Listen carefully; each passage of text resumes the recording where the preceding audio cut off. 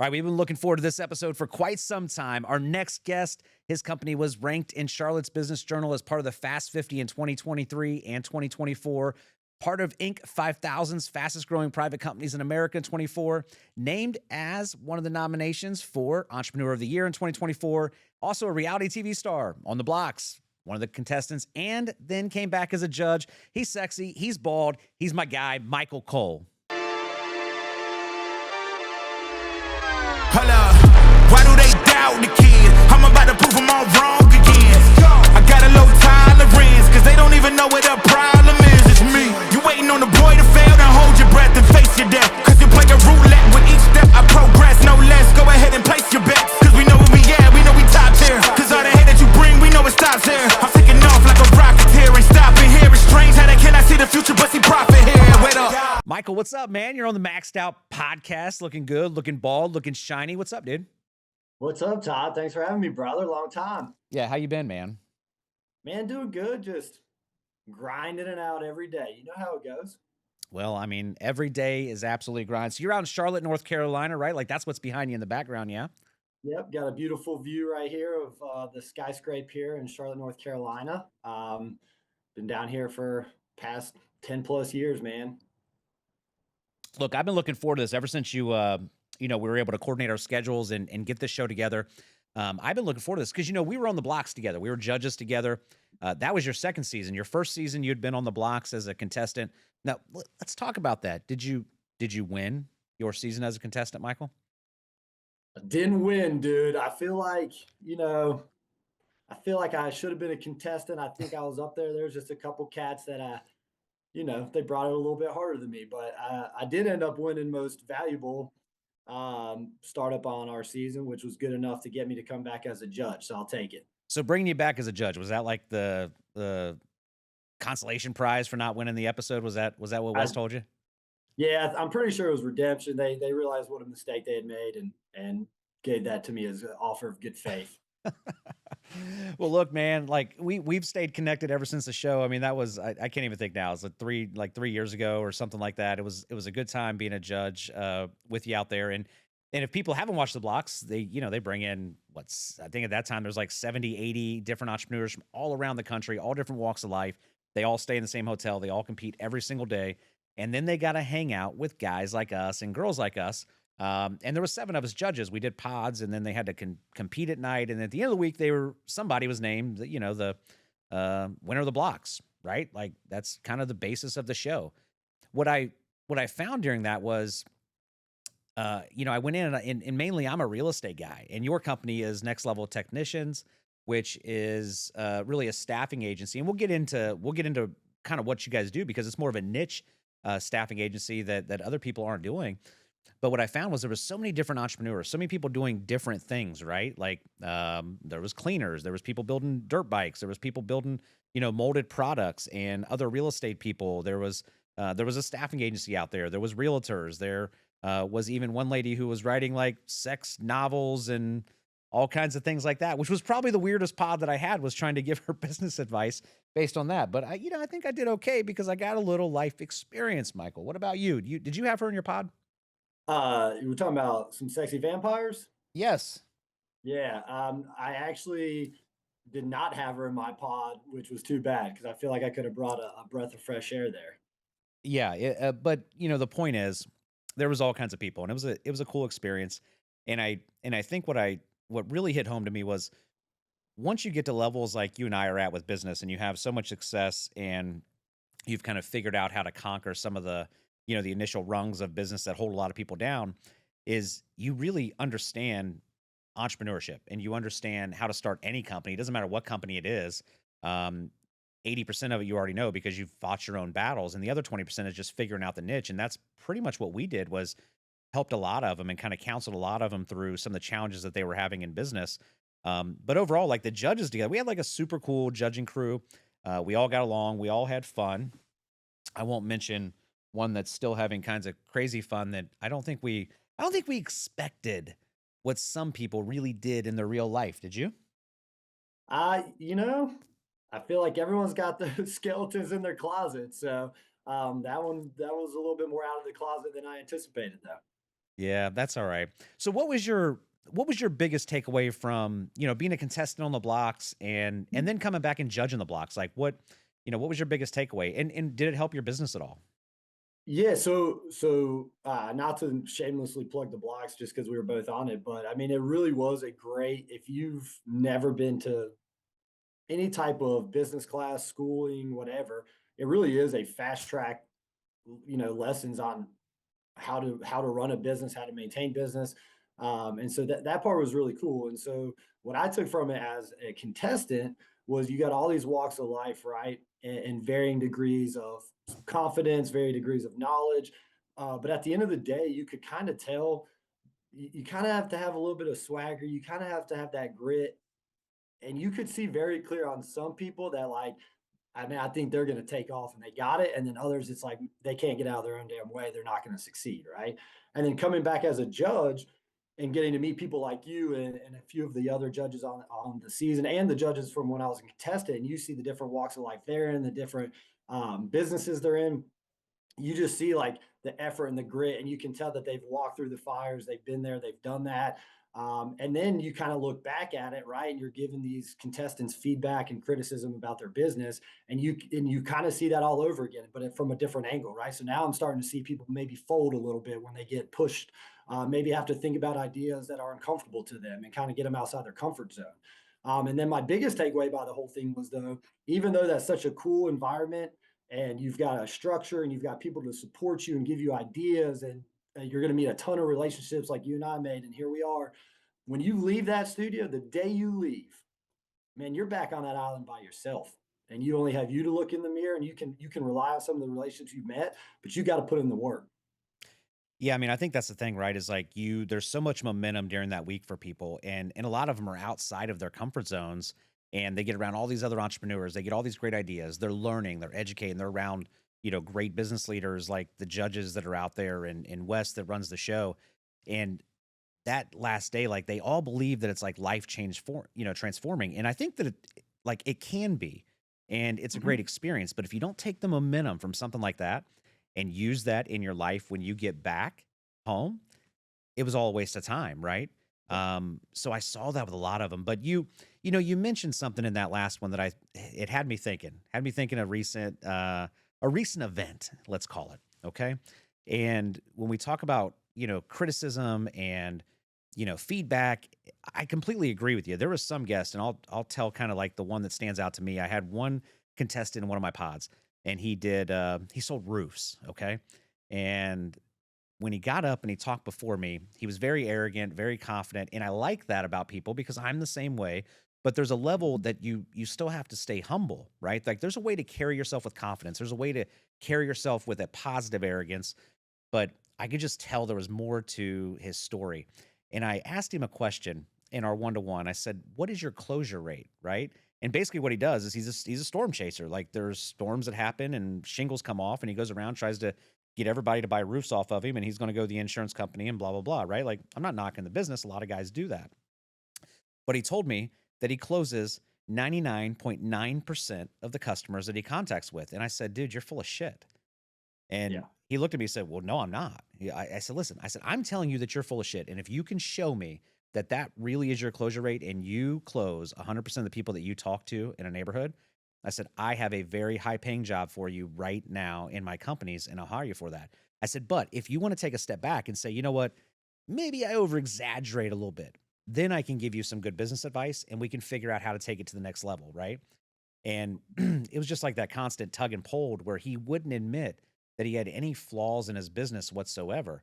And when we talked about it, I said, if that's the case and you can sell high ticket offers all the time, which is what roofs are, right? Like you're talking $10,000 to $20,000 products. If you can do that, like you should be an ultra multi millionaire, because that's the hardest thing for most people to accomplish. And that has me thinking about this event. Like, watch this video with me, Michael. I'm gonna have Miles kick it up here, and let's take a look at it real quick. Jeff, can we just stop? Sorry. That bad? None of these gonna make it. Can we go to the next round? Give him some. I'm not trying to be. Yo, Jeff, they're not gonna make it. Get him out of here. All right, get him out of Hell here. yeah. Yo, get him out of here. Dak, we know what shit is. They're shit. They're shit. We waited too long for this, Jeff. Come on, Let's Donnie. get the next one. Get the out of here. Donnell, you're... Tell a joke in the parking lot. We're gonna act like asshole to you. So everybody, every time this nigga talks, boo him, please. Fuck Donnell Rollins. Yeah. Moses, he's just trying to be funny. He's. Oh, come on. All right, so that's oh man, that was rough. That was rough. Woo. But that's my guy Donnell Rawlings, famous comedian. He's been on, HBO The Wire and all kinds of series, the Chappelle Show. He's stand up, sells out every place he's at. And he's actually locally, like we live in the same neighborhood. We've become really good friends, and he films his podcast in our studio as well. And let's kind of tell the story, right? So he's out in LA, and for the last 2 years, he's been singing the song from Teddy Swims, Lose Control. Like, that was his guy. And recently they kind of hooked up and found out they both have like a passion for each other's work. So they're out in LA this couple weeks ago, and they're at the bar having a few drinks, maybe sipping on a couple tequilas, maybe a little bit of Tito's and tonic. I don't know what it is. And they decide to go over to the roast battle. And if anybody doesn't know what the roast battle is, it's basically, they bring two comedians up that are newer in their career or whatever, and they got to roast each other. And that was the first two people that they saw. Now, yes, Donnell was feeling good. He was with Teddy Swims. They were drinking. They didn't expect to be at that roast battle, but they did, and they showed up.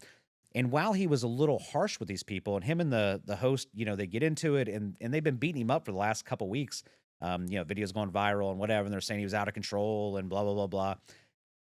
I actually don't think that he was, and I think that plays into what you and I are talking about. And what I see in the clip, while he might have had a few drinks, I see him being very, very honest with two comedians that were unprepared, that weren't that good, and they needed to hear that criticism in their life, and they didn't have the stomach to be able to accept that criticism. Do you find, through young entrepreneurs and even the blocks, do you find younger entrepreneurs and people that are in business that just can't take honest feedback, or even employees or executives that just can't take it?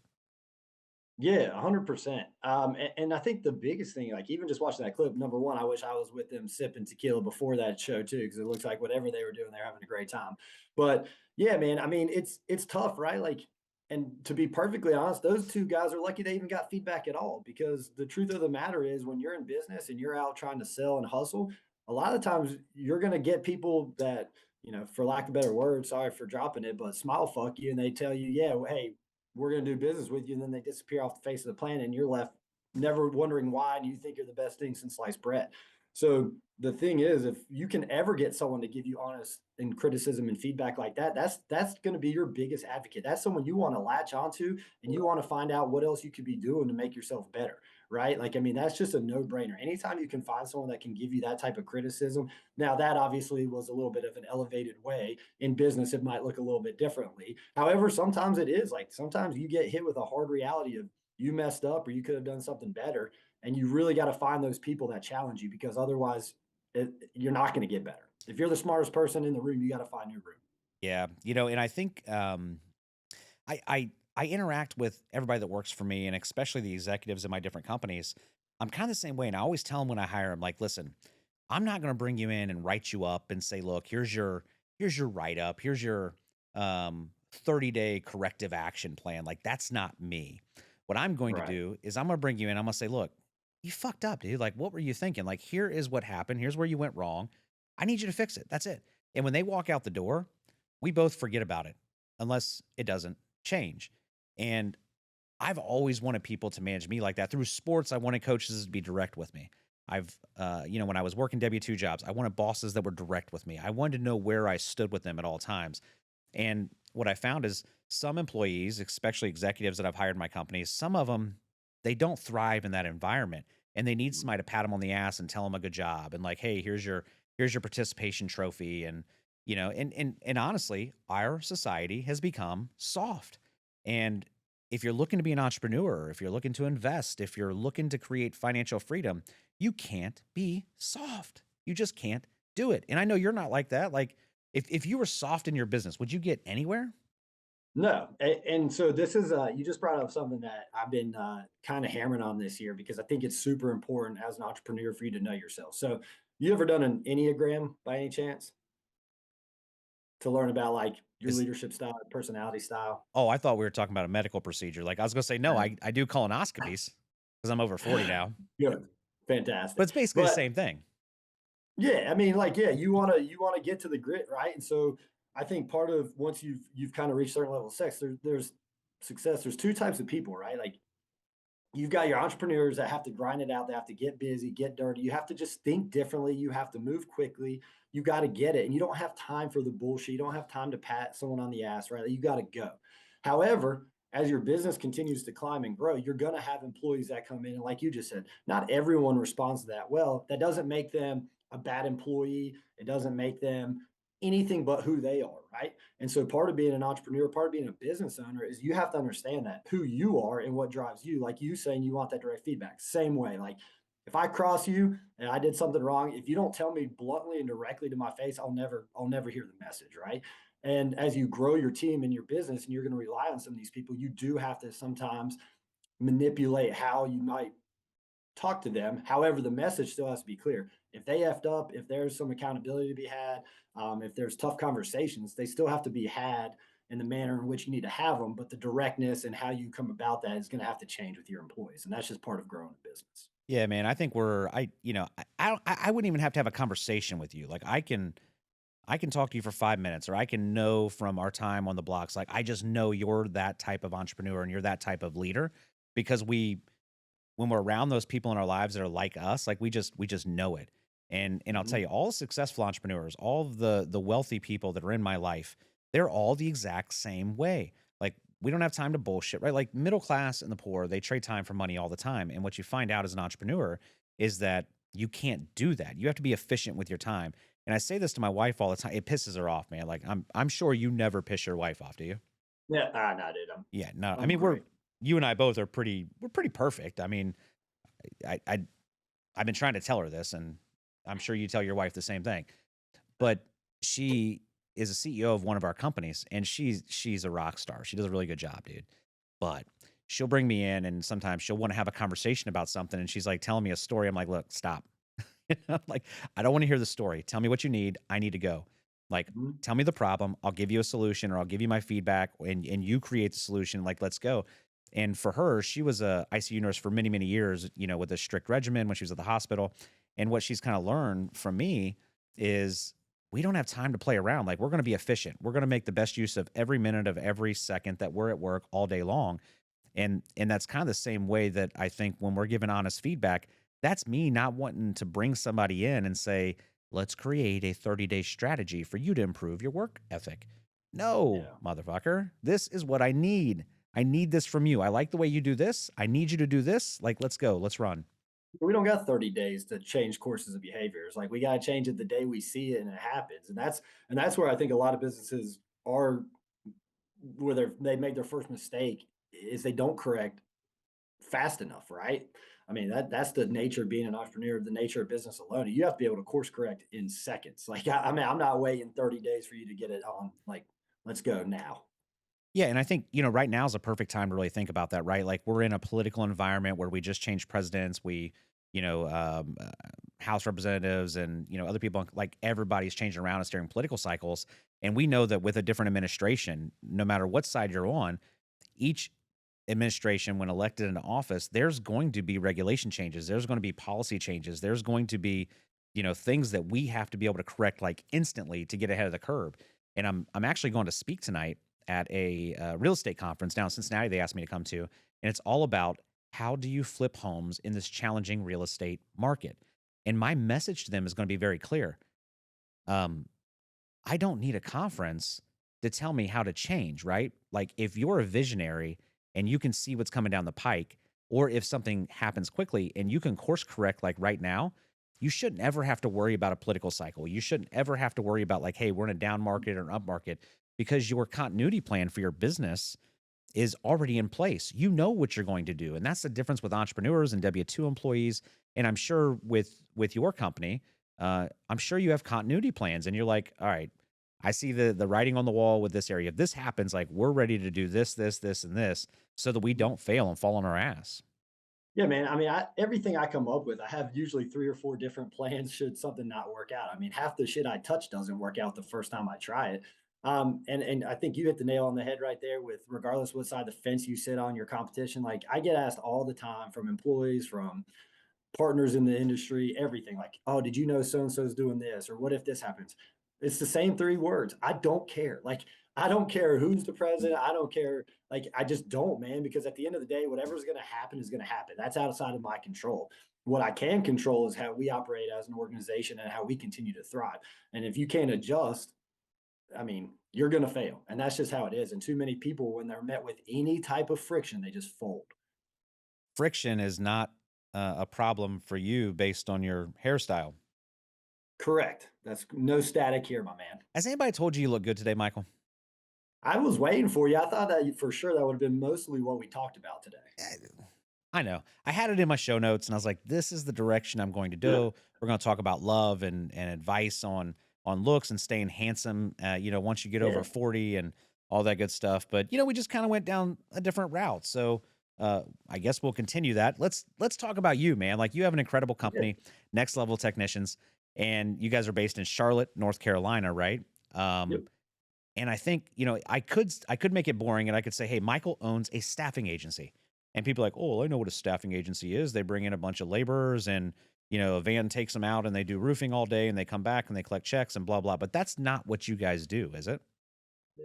No, we missed real early on. So the whole thing is, man, I was in sales. I was selling cabling and all this stuff. And then, just like any entrepreneur, you get an idea because you hear enough problems. And if you can solve it, that's what's going to make you great. So heard enough about we need techs.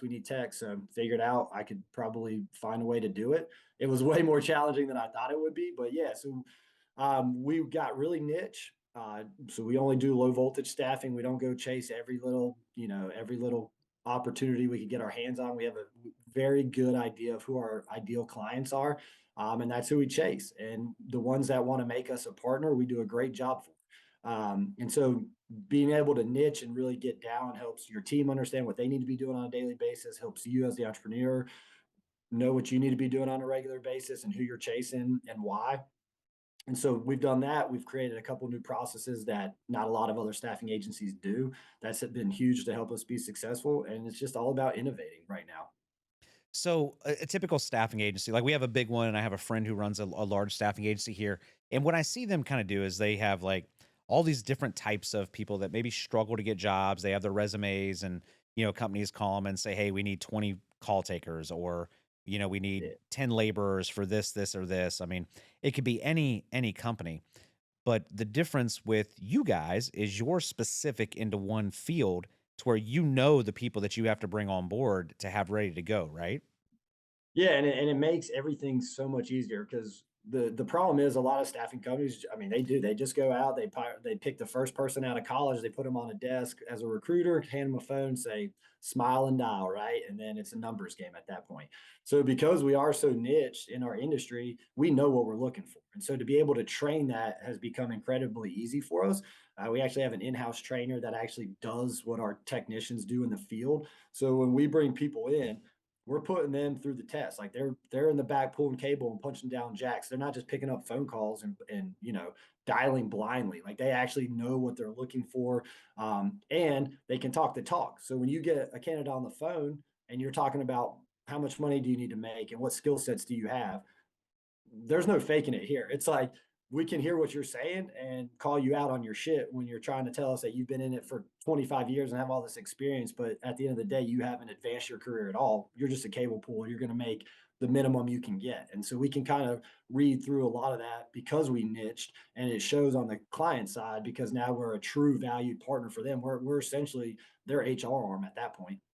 Yeah. So I guess what I always wonder is like, why would somebody come to your staffing agency looking for a job opposed to trying to go find a direct job with with a company?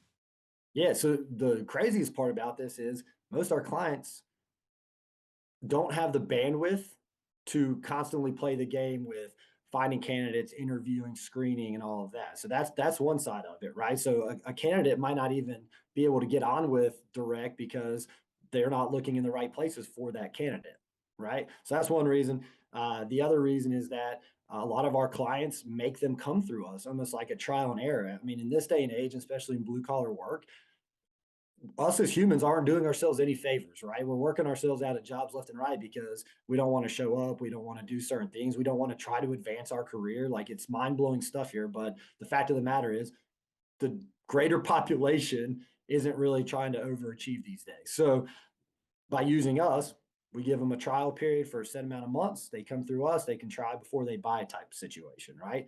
And the other thing is we're everywhere, man. Like, you can look us up right now. Indeed's the #1 jobs platform. And as much as I hate to have to use it, we're #1 in the country out of little Charlotte, North Carolina for low voltage technicians. Yeah. And the advantages for companies to use a staffing firm, I would imagine, is like you just said, right? Is like, well, you don't have to fire them if you don't like them and then have to go through unemployment. You don't have to pay workers' comp. You don't have to pay the insurance and the benefits. Like, you can trial run somebody. And then if they're great, they can bring them on board. And I'm sure there's a fee or a contract with a time frame set up with you Yeah, guys, but they don't have all the upfront cost, right? Like, they didn't waste all the training dollars. They didn't waste the unemployment. They didn't waste the extra insurance. And yeah. that's a huge benefit. It is, and a lot of that stuff's like kind of the given with staffing, right? Like, yeah, we're going to take all that off your plate. The thing that no one really talks about, and staffing's gotten such a bad rap because of how many people just try to throw crap at the wall and hope it sticks. And to some degree, that's always going to be part of staffing. But really, what we do and what we pride ourselves on is the before, right? Like, our famous saying here is, "You can lead a horse to water, you can't make him drink." We're going to do all the legwork. We're gonna carry that weight. That takes so much time out of an employer's day. A lot of large corporations have entire divisions dedicated and still use staffing companies. So, we work with anywhere from small to large companies that just don't have the bandwidth to put someone full time. So for us to be able to carry that weight, man, we provide video interviews, we provide detailed resumes. Like, it's insane the level that we go through to try to uncover who this person is. So a lot of it becomes more of a personality fitting. And to the clients that have used us and have seen the value in that, it is a true, like, we have become part of their company. Yeah. So you guys are, I mean, you're a big company now. You guys are continuing to grow, but you didn't start that way, right? Like, when you first started, how many employees did you have? You're looking at him. This good looking guy right here was numero uno. Uh, So, I mean, yeah, man. you didn't put your face on the billboards, did you? No, I still don't, dude. I'm smarter than that. And now I don't want them coming finding their paycheck from me either. So direct deposit only. But yeah, man, we started out real small. I actually hit up one of my buddies that was in the industry and just said, "Hey, man, would you help me train some maybe green techs?" Just because I didn't even know what I was doing. So he helped me out. We trained a few people, and he was like, "Hey, dude, I'll just take one off your hands, and I'll pay you like a staffing company." I was like, "I don't even know what a staffing company is. I was just going to do training." Yeah. And that's where the kind of light bulb switched. I had to keep a full-time job for 2+ years while I was getting it off the ground. So it was just me. And then I decided to double down during a national pandemic of all things as well, because that's what entrepreneurs do. They're not worried about anything that gets in their way. Hired a couple employees in 21, the end of 21, and the rest is history. Now we're over 200 plus employees, rocking and rolling. Yeah, so milestones along the way, and I talk about it with people all the time, right? Is like, as you're an entrepreneur, with any business that you start, like, there's always different rungs, right? And with every different rung of a business, and for a lot of businesses, that's based on like how many employees you have, or maybe it's sales volume, depending on how Mhm. you want to break it out. But there's challenges along the way. So in your specific kind of niche field, what were your milestones along the way? Like, where you're like, if I get here, man, I feel good. Or yes, I've done what I wanted to accomplish. What were those initial milestones that you set for your company? Yeah, so it's kind of wild. I think, like most people that get into a business that kind of takes off, this was just going to be a side hustle. So I had no milestones, right? Like, it was just like, hey, I'm just going to start this and see where it goes. But shortly after, and getting some really great clients that had my back, it was like a real thing. And then that's where the light bulb starts to come on, and you think, okay, where do I need to go next? How do I pivot? Like, how do I get to these milestones you're talking about? So for me, and I think for most any new business, $1 million. That's just what stood out in my mind. That was my first milestone. How do I get to 1 million? And the sad truth is a lot of small businesses don't make it there. For whatever reason, it becomes the big whale to chase. And so we hit that relatively quickly, short after I hired a couple people. And so then you hit that number, and you're like, where to now? And at that point, we were still small enough where like I was just living day to day. Like I didn't have any like big ambitions of like where this was going to go or how we were going to get there. And so then I started taking a really deeper look into the business and understanding where do I want this to go? Who do I want to be as an owner, a leader? What kind of company do I want to develop as well? Because I think a lot of people, they think in their mind, hey, I'm going to be rich just because I own a business. And that's just not the truth of it, man. And if Right. you don't have a game plan of where you're going, you're never going to get there. So shortly after that, we started to kind of forecast. We started to collect data because that's the next big thing. As a young business, you don't even have enough data to forecast realistic milestones. And if you're going to forecast anything, it needs to be realistic both for yourself and your team. So after 2 years, we were able to start really starting to see some trends in the business. And that's where things get a lot of fun because if you can dissect a lot of that, you can start making educated guesses of where the business is going to go. So from there, obviously, it was all right. How do we get to 5 million? Now we knew we need X amount of people on billing to get to this next milestone. Okay, now we got there. How do we get to 10 million? And we kind of kept tracking backwards, seeing what output drove placements, and then just focusing on the little things that move the needle. Yeah, I think too often what I see with entrepreneurs and not necessarily like businesses like yours, because usually when somebody starts a business like yours, like I don't want to say usually, but you would expect somebody starting a business like yours, um, that it would be a little more level set. Like it would have a little more organization to it at the beginning. Now you're a lot like me. You're a fly by the seat of your pants type guy, and that sounds like how you started that, which is how I started my businesses. But a lot of businesses are very like oh, here's where we're going to lay it out. Here's where we're going to go. This is what we're going to do. But what I find with a lot of lower level businesses, like let's talk about like landscaping companies, like young real estate investors, um, selling a product or, doing all these things. One of the biggest mistakes I see them make is that what you said, they don't know how to find the data and to be able to pivot when they need to pivot or be able to foresee something that's going to come down the pike. And without data, it's so much harder. But once you learn how to dissect backwards in your business and figure out like, oh shit, like here's where we went wrong, or man, here's where we did something really, really great. And we didn't even realize this was popping off. It might be a social media ad. It might be a billboard. It might be, whatever lead gen that you got going out there, or, some traffic from one of your other lead sources. But you might not even realize it, like, oh shit, this got like 2 million impressions and I only spent $20 on it. But this billboard cost me, $1,000 a month or whatever. And we didn't get any calls from it. Like a lot of entrepreneurs that don't have the success and don't reach that $1 million like you're talking about, they make some of those simple mistakes along the way. I mean, do you agree? Yeah, and man, the biggest problem is a lot of people start their own business because they were good at it, right? Yeah. And now having had a business and you look at the levels that people come in and you talk to people and they're always like, I want to move up, I want to move up, and then whatever that means to you. So when people start a business because they were the ones that were good at it, and so then you go to scale, but it was you that was good at it, but now you got to grow a team, you got to put all this stuff in place. And so if you aren't tracking how you've been able to become good at it, what kind of milestones you hit, then you have to put that process in place to track what you and your team is doing, and then take you out of the equation. What's your team doing? If you can't build that simple set of processes to gather that data, you're done. It's not going to happen. And then you're going to be beating your head against the wall saying, I'll just do it myself. And you can't scale doing that. You know that. You can't do it. You can't do everything in your day to day by yourself. You got to have a team. Yeah. When you start things by yourself, you learn so many hard lessons along the way, whether it be about business or taxes or, whatever it is, you learn a lot of hard lessons. And that's why when we talk about networking or we talk about like the contestants that were on the blocks, they all paid to be out there. Right. And it wasn't super expensive. I mean, they all paid like A couple grand. a couple something like grand, that. right? And then their Yeah. flights and, hotel and all that good stuff. But there's networking events, there's masterminding events. I mean, you can spend a couple grand, you can spend 20, 30, 50 grand. You familiar with Grant Cardone? He's one of the big real estate dude. So I was just reading the story, and I don't know if you saw, but he spoke at one of the conventions that Trump had. Did you see that one? It was in New York. Mm-mm. So Grant Cardone got up and spoke, and I'm like, man, I wonder like how they picked this dude up. He never talked about politics.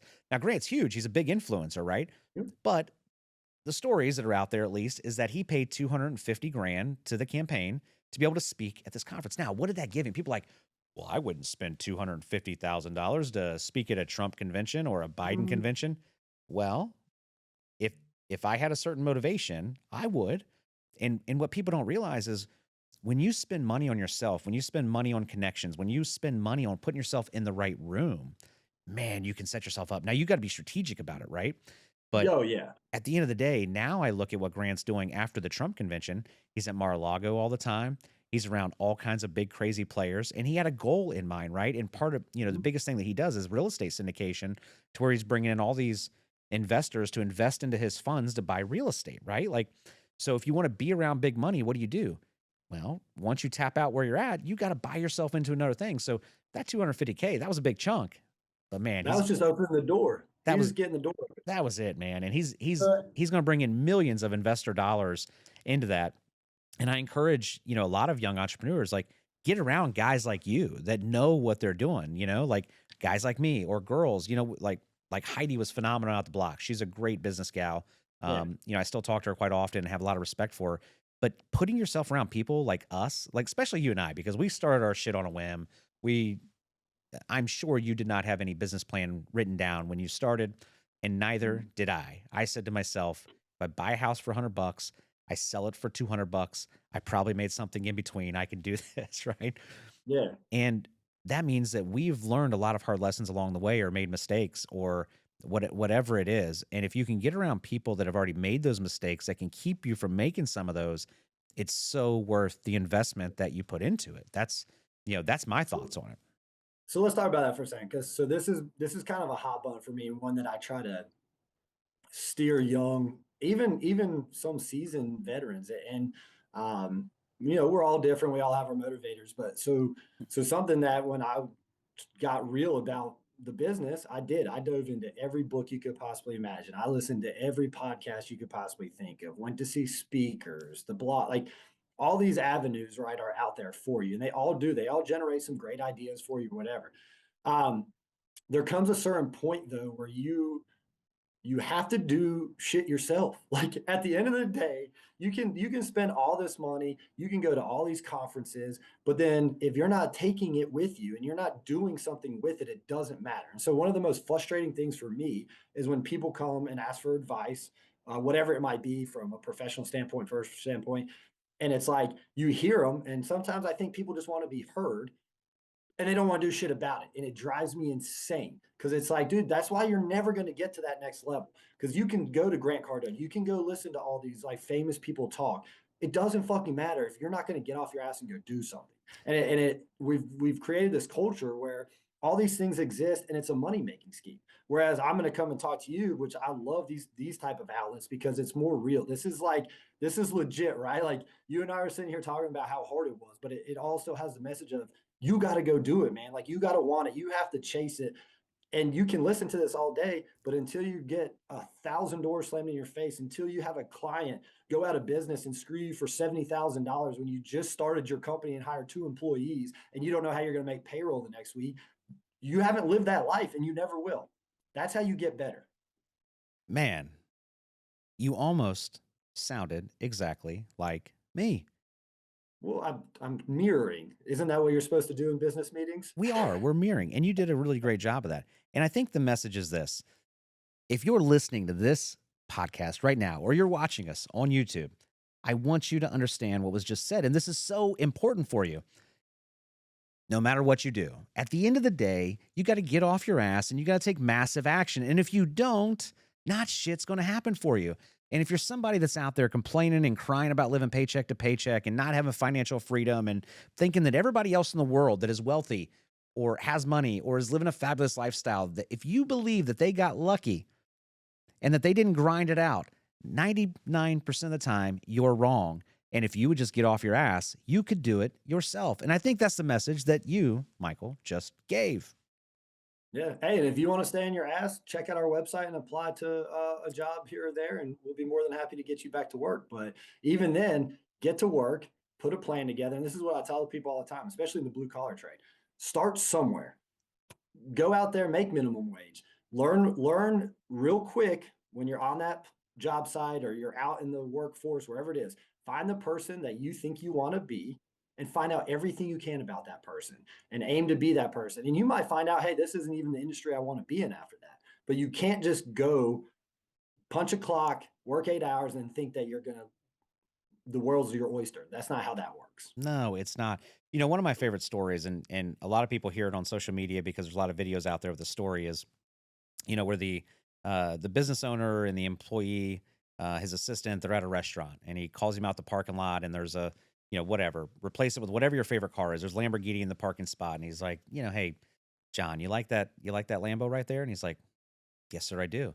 He's like, I tell you what, if you work really, really, really hard this year, as hard as you possibly can, I'm going to buy another one next year for myself. And that's the mentality, right? Like you can be an employee the rest of your life. You can work hard for somebody else and make them a lot of money. Or what you just said is you can learn everything and become passionate about something and addicted to something to where it makes you unable to sleep at night, because that's what most of us go through. And you can just do it and you can have your own wealth and you can have your own freedom.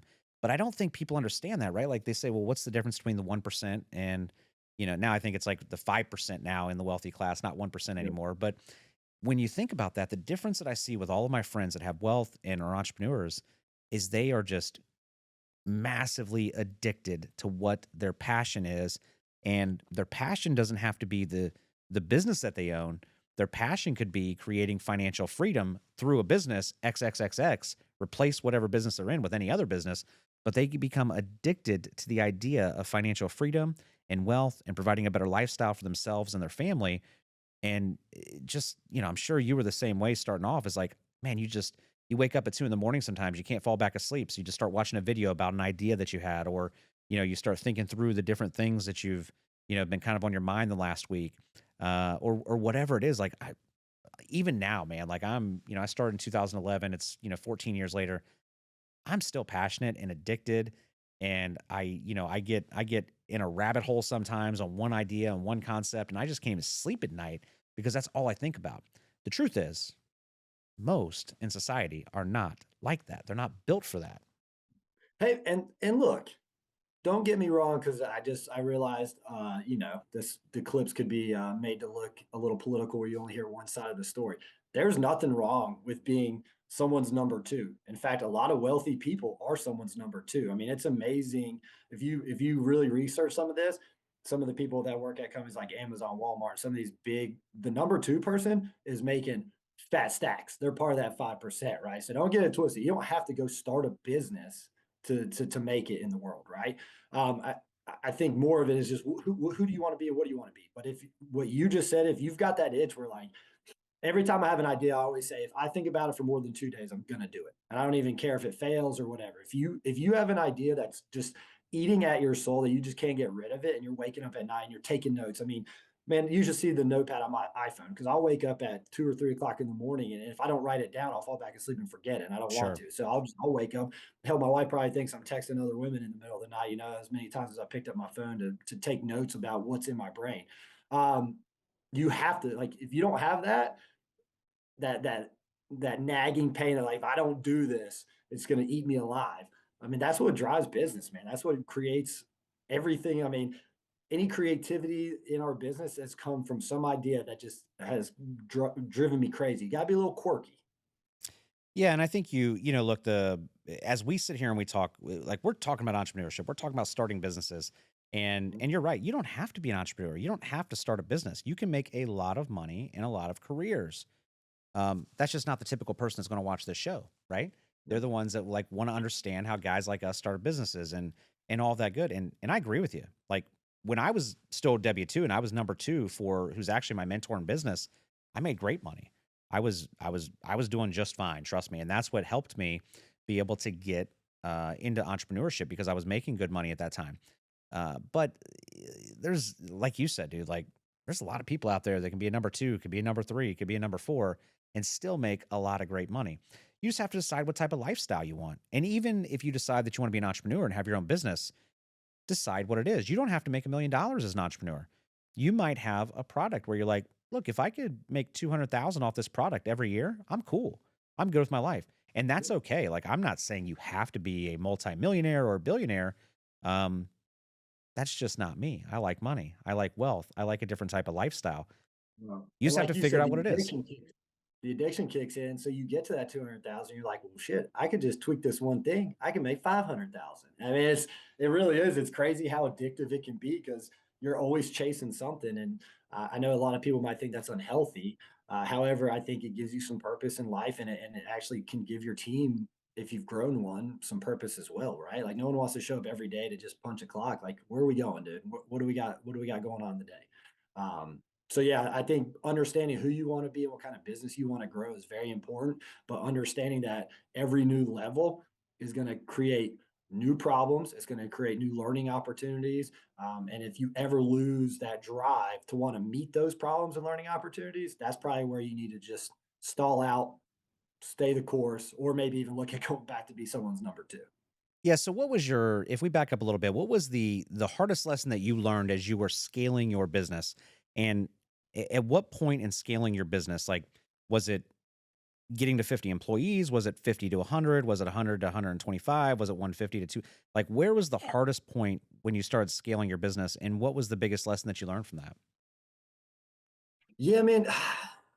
It's so crazy, it's like I think there's so much trauma there. I've put a lot of that out of my memory of what might have been the hardest lesson. Hey man, Um, I got an extra couch over here. If you were here live, you could Telling you, lay on the couch and I could psychologist your ass right now, but you're I not here. would, man. I'd put my head on your lap and just tell you all my problems. But yeah, man. I honestly, I think right now is probably is probably the hardest time that I've had personally with scaling the business because now our team has grown so big, right? Um, I my goal for my business was never to be a big corporate company. That's just not my MO. I'm HR's worst nightmare. I don't want to put all these things in place where people are told what to do. I'm not trying to stifle. I'm not trying to hire smart people and tell them what to do. And if I have to tell you what to do, this isn't the place for you, right? I'll give you a good curve of like a learning curve, and then it's up to you to make it the rest of the way. So right now we just have a lot of personalities, a lot of different people, and we're getting to that point where, with growth does come some sort of, you got to kind of herd the cats a little bit.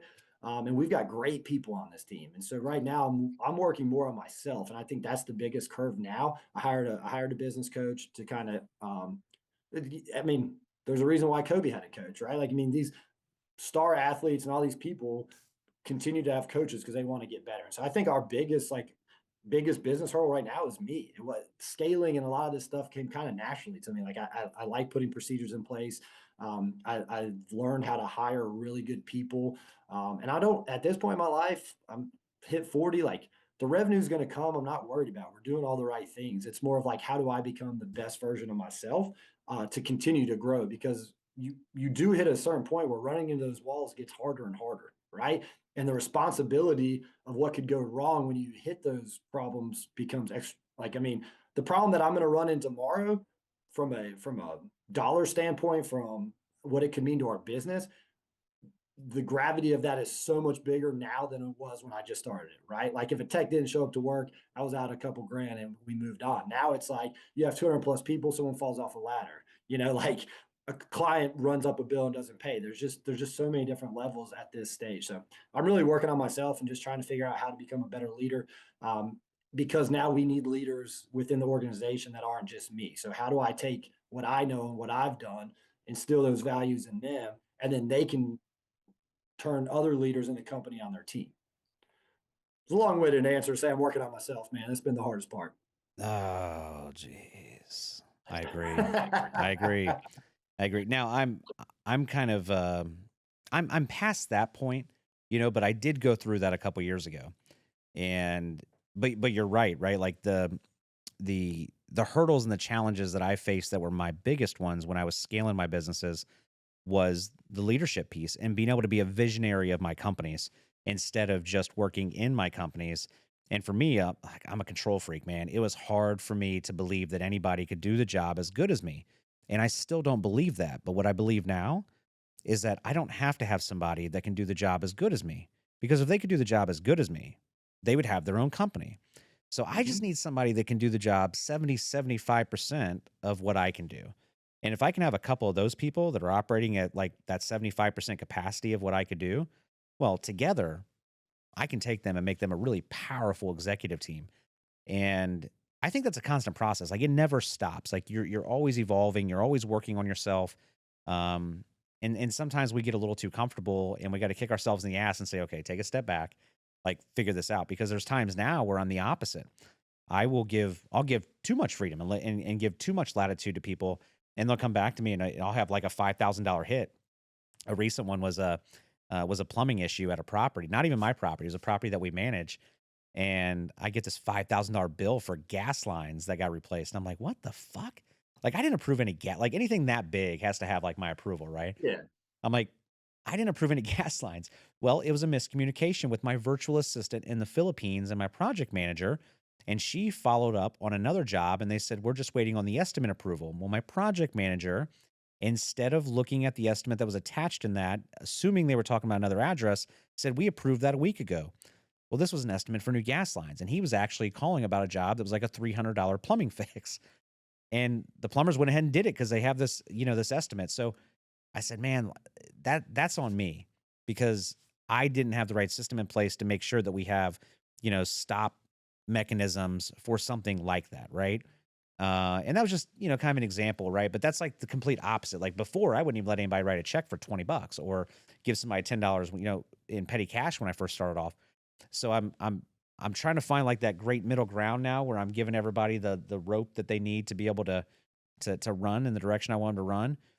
But where is that rung where I need to pull that back and kind of keep it in the middle? Because, I have multiple companies. I mean, we have 8 or 9 different companies and my job has to be the visionary of all of them. So I have to trust my executives to a certain point. And with that, you got to really evolve as a business leader to be able to put the systems and processes in place because, man, you can have employees that, man, they can kill you. And it can be like little drips over time, right? And I think that's what I've learned is you can have simple little things where maybe they're not inputting something the correct way in your expenses, or, it might only be $40. It might be $50. But when they're doing that once a week, over a year, and then over 2 years and over 3 years, and then like little things add up, like you can drain your business. And going back to what you said earlier, if you're not looking at your data all the time and you're not looking at things that should be red flags to you all the time, man, you can get yourself in a lot of trouble as an entrepreneur. Yeah, raindrops make waterfalls. Yeah. I mean, that's just how that works. And I think part of being that visionary, that leader, kind of an interesting story to that too is we got a guy on our team that I love him to death. He's been part of my life even outside of this business, and he came on and he's a great guy. And he reached out to me about something that I was just kind of like, man, I really feel like that's something you could have probably just handled yourself, and I'm big on just go, like, make mistakes. That's the best way to learn. But when you do make a mistake, just know, like, I'm gonna kind of get in your ass about it so we can talk about why you thought that was the right way to handle it, how we're gonna handle it differently the next time. As long as it doesn't break the company, it is what it is. And I made a comment to him and I said, because I texted him back because I didn't want to call him back because I knew it was probably something he could answer on himself. And I found that sometimes give someone 10 minutes, they'll come up with an answer on their own. And you'll get a text message like, never mind. And I said, hey, man, this is probably something that I think you could handle on your own. He goes, oh, got it. So you're giving me leash. I said, bro, the leash has been cut. You're just too scared to leave the yard. And so it kind of hit me of like, as a leader, how do we get better at giving our leaders the freedom and to know the freedoms of like what they should be handling on their own versus what they should be bringing to the table, and that process, like, I guess for you, what would be an example of that with you and your companies? Like how are you giving your leaders the autonomy to kind of go do their thing and knowing when you need to come back in, or how do they know when to pull you in? Yeah, I mean, for me, a lot of it is financial based, right? Like here's my rule to them. If it is something that you believe, and I give them all the examples, like something that can get me into a liability situation, if it's something that can end me in the courtroom, you need to call me. You need to get with me like ASAP. On a lot of the other things, it's really like financial things, right? Like I'm okay with a check up to this amount without my approval. I'm okay with you approving an estimate at this amount, right? You know, everything else is more processes, right? So like we run our payroll for our developmental disability group homes and mental health group homes. Our payroll is astronomical. And it's good because that's a big business, a huge business, right? But as a business owner, you can't look at every single time clock, every single hour, everything. You have to trust, like in this case, one of my executives, I have to trust that they're going through those the right way. And every 2 weeks when they send payroll in, as a business owner, you have to have things that are red flags, right? So for me, when I look at payroll, for example, for that company, I get the overtime report. So that's like my first number, right? Is like, I know where my overtime should be at on average. So if that number is like skewed, then I know like, hey, I need to like look at this right now. I know how many hours we should be running every week. So if that number is skewed, I know that I need to look at it like right now. And then I know what my average pay run should be weekly or every 2 weeks. And if that dollar amount that we're sending out is skewed, I know I need to look at it. So instead of me looking at every time card or every whatever, I have to have red flags are in there, right? And I'm sure you're the same way in your business. If I'm looking at expenses, like we have for property management, for example, we have a crazy software system, tells me how much money's owed to me. It gives me the top renters, and we have thousands and thousands of rentals. It gives me the top renters that owe us the most amount of money. So those are all like financial based, right? Like if I have a renter that owes me $5,000 and the rent's $750 a month, well, that tells me somebody on my team is screwed up because we didn't already evict that person. That 750, that's $1,500 and they owe us $5,000. So you're talking 4.5, 5 months of rent. Like that's a red flag for me. Unpaid bills, our software tells us like, hey, here's X amount of unpaid bills or whatever. So knowing your business, right? Like, and for you, I'm sure it's the same way. Like you guys, I'm sure you probably look at hours every single week. Like how many hours are you billing out to your customers? And you know what that number should be because that's it. Like you can't go in and look at like every single little time clock thing, but like if you're supposed to be running 1,000 hours a week, which yours is probably more than that. I mean, you should be probably between 2,000 and 3,000 hours based on the number of employees you said you had, I'd imagine. 5,000 hours? Oh, Jesus, my math is really off. But if you're supposed to be running 5,000 hours and you get a report that says you only ran 3,500 hours, that's an issue. Like what happened? Did everybody decide to call off one week? Did a contract cancel on you did a business pull back? And when you're that big in your business, you have to have red flags. You have to have stop gaps, right? Like you have to have things that just like trigger you and you're like, oh shit, I need to look at this. You're going to miss some small things, and once you become comfortable with like, here's the red flags that will keep me from losing my ass and keep me from going out of business and keep me from ending up in court, as long as you feel comfortable with those, then I think it's a lot easier to give your executives latitude, right? And to give them the amount of room that they need to be successful people. They have to be empowered. Like they got to feel like they're empowered to make decisions for you. And when they make a bad decision, here's my rule. Number one, I always criticize in private and I praise in public. And I think that's very important for any business leader. Never make people look like shit in front of other people. It won't go good and they'll never get over it. Most people are too soft, right? That's just the truth of it.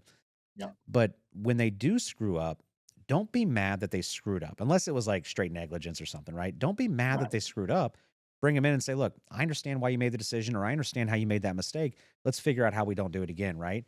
Because if you are consistently jabbing them with a knife in the side when they screw up, then they're going to become too afraid to be empowered to make decisions, and then you're going to be right back in having to run your business again.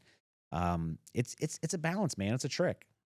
It really is. And I found over the past couple of months too, just kind of doing some of the soul searching internally, like if you ask enough questions, you can get someone to figure out maybe where the issue lies or what they could have done differently on their own. And when you can get someone to create that that sense of like, aha, okay, now I got it on their own, versus you saying, hey, you fucked up, how are we going to fix this next time? It's a game changer. And then not only does the issue at hand solve itself, but now they're forward thinking and they're like that thought process of like, okay, yeah. And if you can continue to run those exercises with your team, the problems become so minimal. It's great. But yeah, we kind of do the same thing, like a revenue red flag, and anything that would obviously end us up in court. Yeah, I wish, man, I tell you what, before I was like 100% entrepreneur, I was in law enforcement. I ran a large security firm was my last thing. I was vice president of it.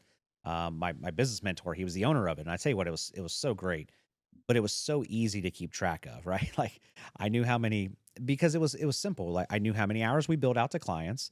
I knew how many hours I paid out to my employees. If that number didn't match, there was something wrong, right? Like if our overtime was up, I knew it was because we're having call offs or we weren't staffed properly.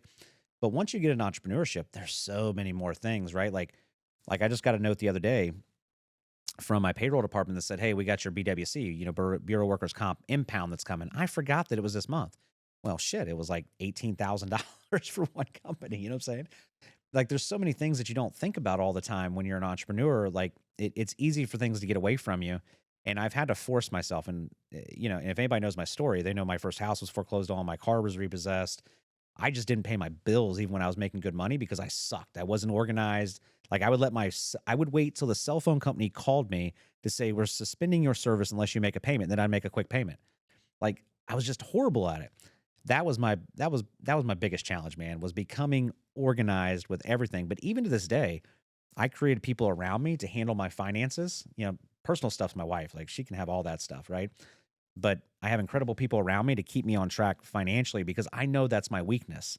I know that sometimes procrastination with bills is my weakness. So I have to have people around me that they're really, really good at that. And I have to say, like, this person is better than me at this, even though I'm the owner of the company. I'm the visionary. I don't have to be the best at every position in my company. I just have Or to be a should you? great business leader. Yeah, I mean, and that's part of when you build a business is finding those people, and it's tough. But I always say you got to look for the attributes that you don't have, and find those people and bring them on board. Ooh, it can be a dangerous thing because the visionary doesn't need to be doing everything, right? If that's who you are in your company, find the people around you that can support that vision, and that will be another hurdle that people will find that's hard to get out of when you've been the visionary and the integrator, finding that next person to kind of help you steer the ship and being able to give them the freedom to do it. You come up with the ideas, you keep doing all that, but then let someone else operate it. It's a tough, depending if you're a control freak like us, that's a tough one to get through. Yeah, it is, man. And when you find that person, man, you got to take care of them. You gotta go to the lengths of the earth to keep them happy and to take care of them. And sometimes it's gonna hurt. My Yeah. number two in my real estate business. I just gave her a raise this week.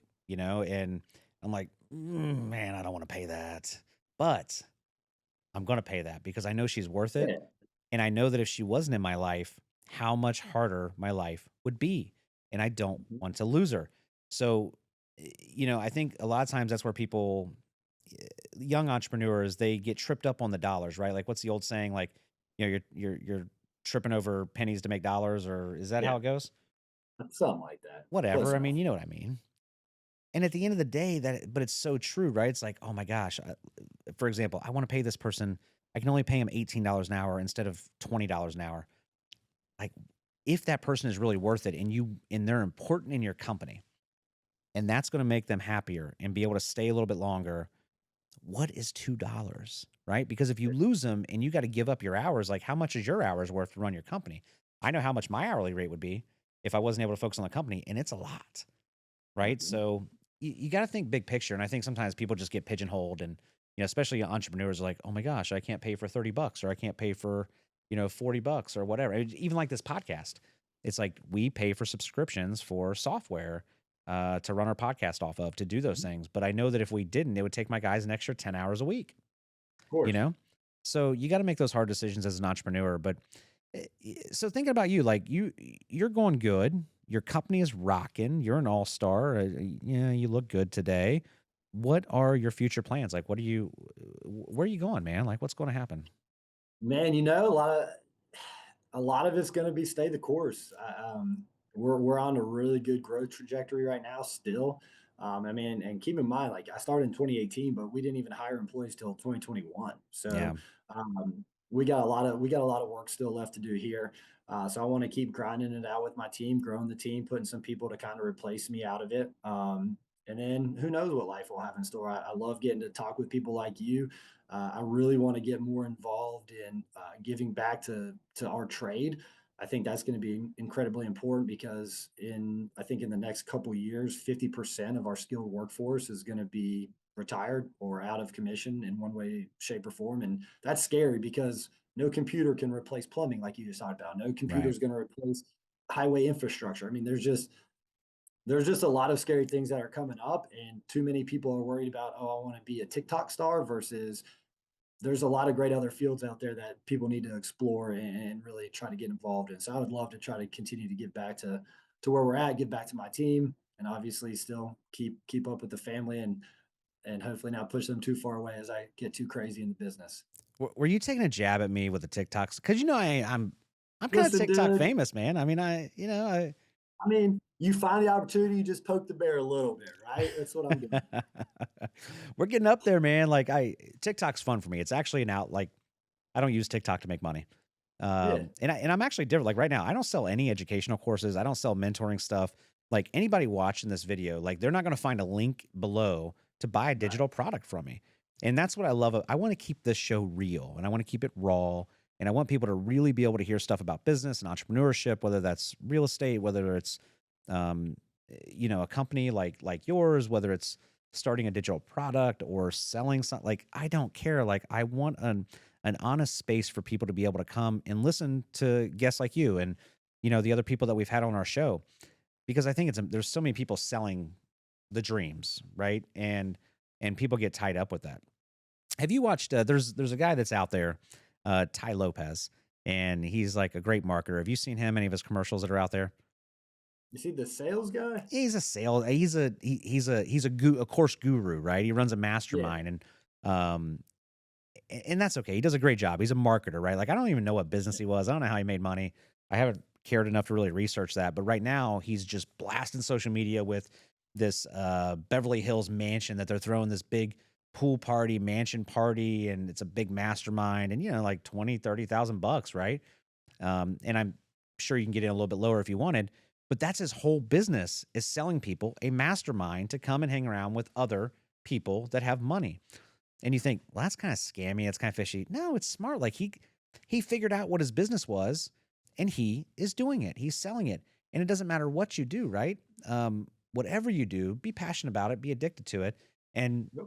and figure out how you can keep it long term. And I think that's the biggest thing is like sustainability, right? Like how do you sustain something over time? And your business is a great example. There's always going to be companies out there, I hope, that are going to need to use staffing agencies. Like I don't ever see that going away. The different types of companies might change and might evolve. But I think you've picked a great field. And that's kind of why I chose, well, actually I chose real estate because I wasn't smart enough to do anything else, to be honest with you. But there's always going to be houses. There's always going to be renters. There's always going to be people buying and selling homes and, doing that type of stuff. So choosing something that is sustainable over time, I think that's important. But, when we look at your company and from where you were at when you started and when you're working a W-2 job to where you're at now, and you take a look at your family, being an entrepreneur and having the success that you've had, Michael, how has that changed your family or how you just approach life in general with your family? Like what's the biggest difference? Like what's the positives that came out of that? Um, so the positive is obviously being able to provide, right? Like there's just a level of a new level of obviously with money comes certain things that you're able to afford for your family, right? And that was a big thing for me. Not necessarily why I got into this, right? But that's been nice. So I think I would rather touch on what the negative might be, man, because I think this is another one of those. If you want to keep it real, let's fucking keep it real, right? Let's do it. Last night I didn't get home till 9 o'clock. I left the house at 7 a.m. Right, a client was in town. I had to rush back from that to get my son to football practice. Right, so I got to spend 1 hour with my son, and I didn't even see my wife. So um, now that's not all the time. Don't get me wrong. There's also been weekends that I'll wake up early in the morning just so I can knock out work uninterrupted without anybody bothering me because Saturday and Sunday my phones don't ring. There's just a lot more.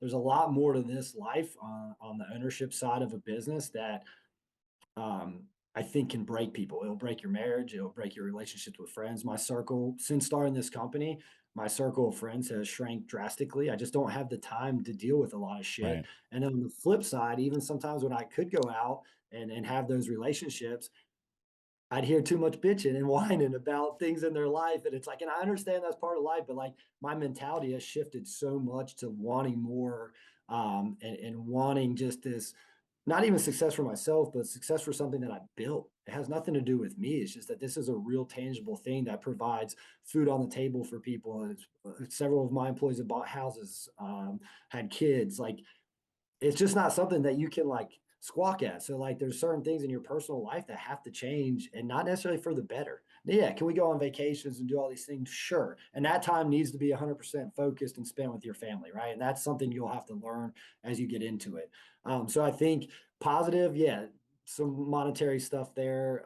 I think my son and daughter have got to see what real work ethic looks like, and that nothing's promised to you, that this new culture of like every kid wants to be some sort of influencer. Like, even if you want to do that, you better work your ass off at it, because it's not going to happen overnight. It could happen. I'm not knocking it. Go for it. So I hope they've seen that. And I hope that's what they get from it. But the truth of the matter is, it eats at you, man. I mean, this is a grind, dude, and I haven't lost that passion for it. So it's walking that fine line, man. My wife, on the other hand, that company is 3 years old, and it's probably in about the same place that your company's in right now. Her phone is off the hook, dude. So back when she was working at W2 and I was building a company, and she was always on me, right? Like, always, but you're always working. Like, it's not worth it. Like, I need you to be here now. It doesn't matter what the future holds. It doesn't matter if we have all this money. If you're not here now, like, that was the whole conversation, right? But now that she's the CEO of one of our companies, her phone's off the hook. She's working all the weekend. Like, she's getting woke up at 3 a.m. And like, personally, I don't give a shit, but I like to mess with her a little bit, because now she feels how I felt when I was scaling my first business. But you're right, man. Like, I know that it damaged my relationship when I first started, and it was hard, and it was hard for me mentally. And I know it was hard for her, and it was hard for my family, because I was working crazy, crazy hours.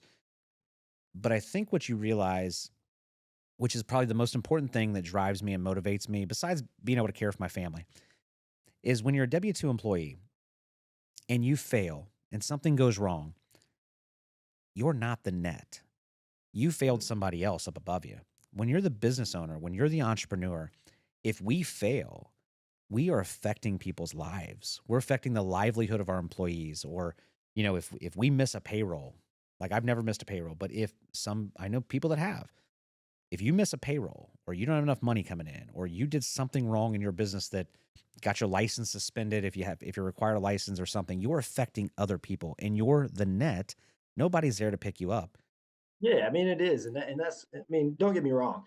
We've built an amazing team, and I've afforded the luxury to do this podcast with you. Phone's not blowing off the hook. Like, we've got the process and systems in place. A lot of it, unfortunately, is stuff I do to myself, right? Yeah. I mean, that Friday, I could go play golf all day if I wanted to. But the thing is, I have that drive, man. And like, back to you, it's like, what could I be doing right now instead of playing golf that could keep pushing, keep innovating, could keep growing? And then you have all these people that rely on you. And man, it is scary. Same thing here. Like, my biggest thing is, you don't fuck with people's money. We've never missed a payroll. Knock on wood, we never will. And in staffing, you're essentially banking people's payroll and hoping to get paid on the back end in the next 30 or 45 days. So, right. Our payrolls get up there too. And, it just is one of those things that will keep you up at night if you let it. And sometimes I do. Oh, man, I'm the same way. Well, listen, man, we're running out of time. Michael, I appreciate you taking so much time today, man. It's good catching up. We need to catch up more. We need to catch up in person, man. Bring the families together. Yeah. Or, I would say come to Dayton. It's just not that exciting. I'm coming to you, man. I'm coming to you. All right. Well, when you come out, I got plenty of bedrooms at my house. Studio's open for you. Your family's welcome. We got quads. We got four-wheeler. I mean, we got everything. I even got a zip line in my yard. You can bring the family, bring the little ones, and they can go run rampant, man. Sounds great, dude. I'll hit that zip line too. Shirtless. Oh, jeez. Shirtless? Shirtless. All right. Well, I'll text Diddy and have him bring the baby oil. All right, man. Hey, until next time, that's it, guys. Hold up. Why do they doubt the kid? I'm about to prove them all